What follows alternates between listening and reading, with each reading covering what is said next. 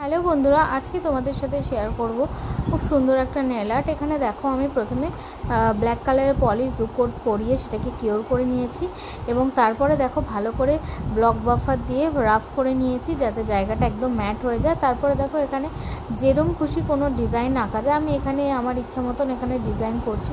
তোমরা তোমাদের ইচ্ছে মতন যে কোনো ডিজাইন করতে পারো, এখানে রোজ আঁকতে পারো বা তোমরা যদি মনে করো এখানে যে কোনো ড্র বা এরকম আর্ট কলকা আর্ট যেগুলো হয় সেরকম ধরনের করতে পারো। তো এখানে আমি ছোট্ট করে একটু কলকা আর্ট করছি যেহেতু স্পেসটা অনেকটা বড় ছিল জায়গাটা ভরানোর জন্য। তো এখানে দেখো আমি সুন্দর করে আর্টটা করে নিচ্ছি। করার পরে আজকে যে প্রোডাক্টটা আমি ইউজ করবো এটা sugar dust powder. Sugar dust powder মানে একদম মিহি যে গ্লিটারটা হয় সেটা।